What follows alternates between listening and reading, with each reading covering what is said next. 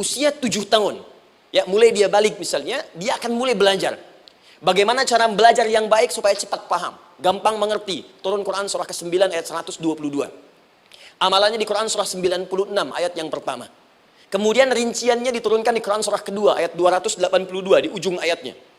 Lalu bagaimana mencari sekolah yang bagus, majlis yang baik, guru-guru yang baik, diturunkan Quran surah ke-58 ayat ke-11. Dicontohkan tentang Maryam dan Nabi Isa alaihissalam di Quran surah ketiga ayat 35 sampai dengan 37. Naik lagi, dia mulai dewasa, ya, mulai bergaul, bahkan kadang-kadang merantau, punya tempat komunitas berbeda. Bagaimana supaya dia bergaul tidak terpengaruhi lingkungan yang tidak baik.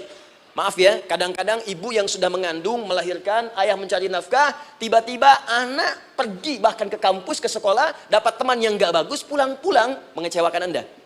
Bagaimana menemukan tempat-tempat yang baik untuk bisa menjaga perilaku anak ini? Ditemukan nanti di Quran surah ke-49 ayat ke-13-nya. Dirinci perkembangannya di Quran surah ke-12 Yusuf ayat 2 sampai dengan ayat 29-nya. Sampai ketika dia akan mulai kemudian menikah. Kata Allah, pilih pasangan yang baik dengan ta'aruf, berikan mahar yang sempurna. Quran surah ke-4 ayat ke-4. Kemudian dia mulai menikah. Kata Allah, sebelum menikah, pelajari dulu fikih nikah. Banyak orang yang menikah, tapi karena tidak belajar tentang persoalan rumah tangga, apa yang akan terjadi di rumah tangganya. Detil Pak, Bu. Kata Allah, ini, kalau kamu berbuat begini, akan ada miskomunikasi. Kalau ada miskomunikasi, persoalannya akan begini. Solusinya begini. Maka diturunkan dasarnya di Quran surah ke-30 ayat 21, detilnya di Quran surah ke-4 ayat 34 sampai dengan 35. Paling kiri sebelah atas sampai dengan ke tengahnya. Anda berlanjut, diterangkan oleh Allah, hei, tugas suami saat mulai pertama kali menikah, maka tugas yang pertama siapkan untuk mencari nafkah. Bagaimana caranya ya Allah? Diturunkan oleh Allah. 1, jangan takut kehilangan rezeki.